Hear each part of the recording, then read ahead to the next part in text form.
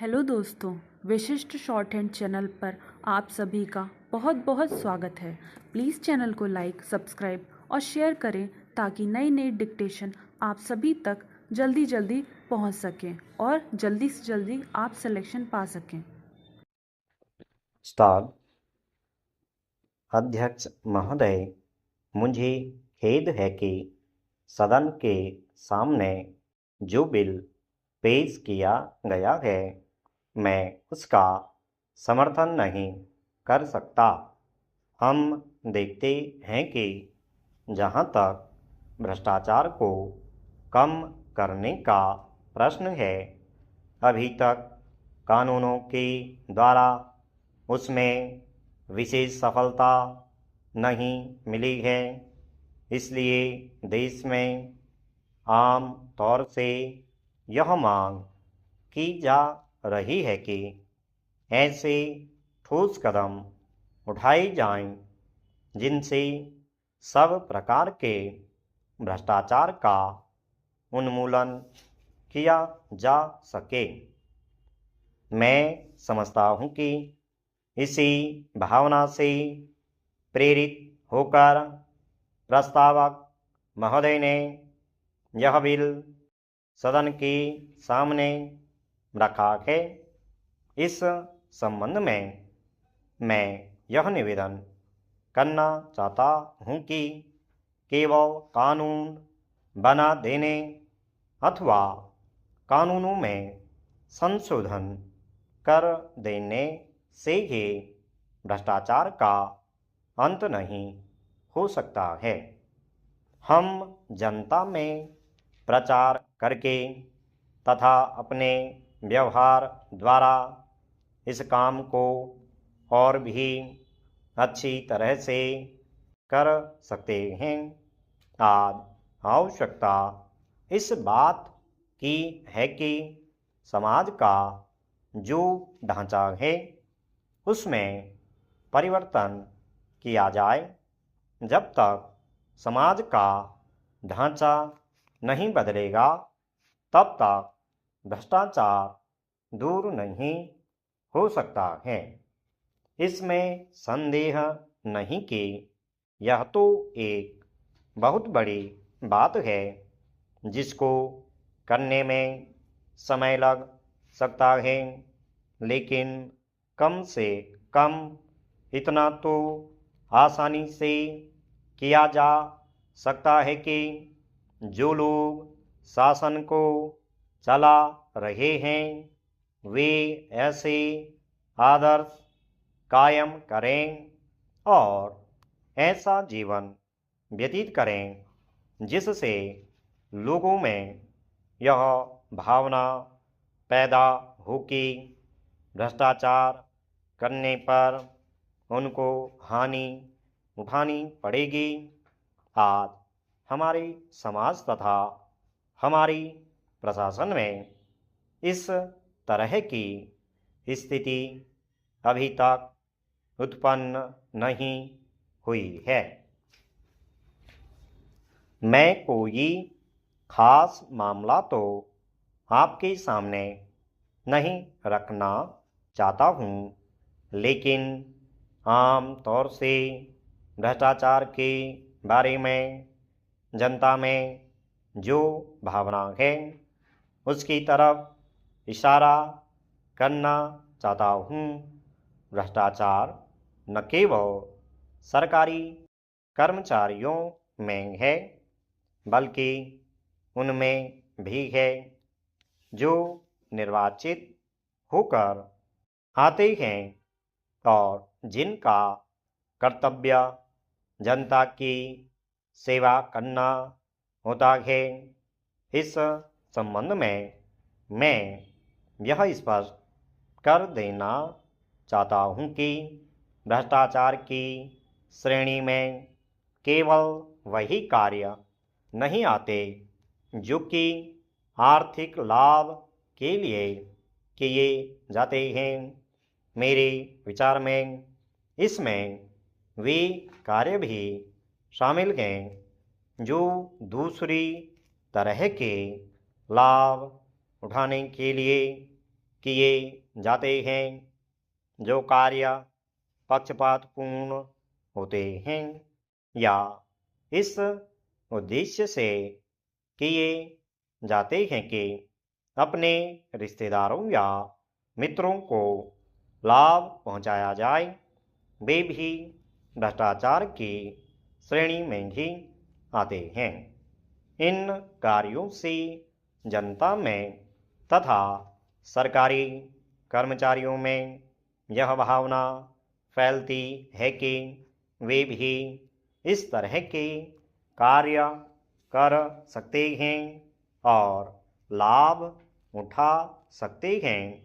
अगर शासक वर्ग कोई अनुचित कार्य नहीं करेगा तो निचले वर्ग के लोगों में भी कोई अनुचित कार्य करने की हिम्मत नहीं होगी।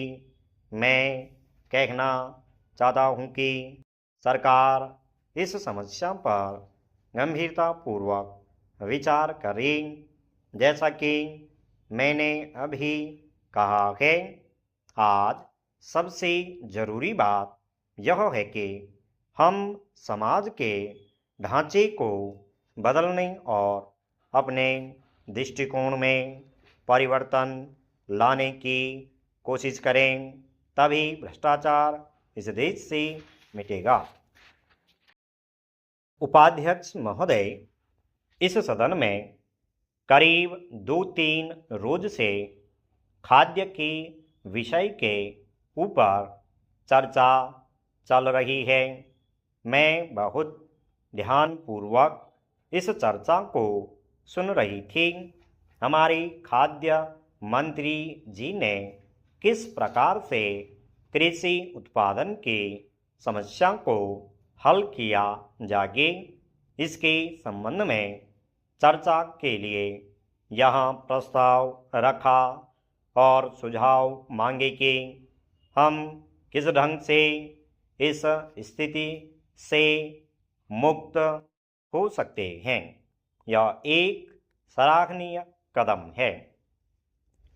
उपाध्यक्ष महोदय, एक तरफ इस देश में वर्षा कम हुई है और अन्न संकट देश पर आ गया है, लेकिन दूसरी तरफ एक दूसरा संकट हमारे सामने सीमाओं पर हमले का बना रहा है।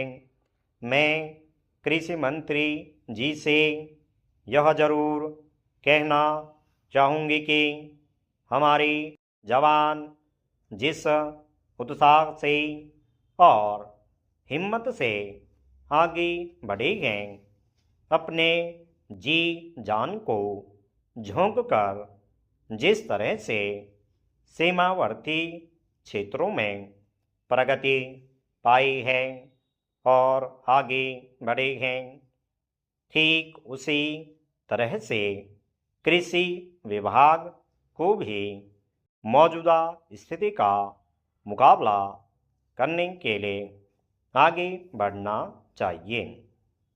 कृषि मंत्री जी और फूड मिनिस्टर को चाहिए कि अपने कृषि के क्षेत्र में जितने भी अधिकारी हैं और जितने भी प्रांतों के एग्रीकल्चर मिनिस्टर हैं, उन सबको एकत्रित करके वह उनसे यह प्रतिज्ञा करवाएं कि जिस तरह से जवान आगे बढ़े हैं, उसी तरह आज की मौजूदा स्थिति का मुकाबला करने के लिए हमारे कृषि क्षेत्र में प्रत्येक भाग के अधिकारी और कर्मचारी अपने जी जान से जुटेंगे और उत्पादन बढ़ाने के लिए कोशिश करने में पीछे नहीं रहेंगे। यदि वह यह प्रतिज्ञा करें तो हो सकता है कि कृषि क्षेत्र में जो स्थिति पैदा हुई उसका हम मुकाबला कर सकें। उपाध्यक्ष जी, सबसे पहला काम उत्पादन के बढ़ाने का जो है उसकी तरफ मैं ध्यान आकर्षित करना चाहती हूँ कि कृषि, बिजली और सिंचाई, यह जो 3 विभाग हैं, इनको एक ही मंत्री के पास होना चाहिए या दूसरे मंत्री के पास भी हो तो उन मंत्रियों की एक जिम्मेदारी हो जाती है कि वह एक दूसरे को सहयोग देकर जल्दी से जल्दी उस योजना को मंजूर करके उस काम को आगे बढ़ाने का प्रयत्न करें। अगर एक दूसरे विभाग से सहयोग नहीं होता है तो इस क्षेत्र की तरक्की करना हमारे लिए मुश्किल है।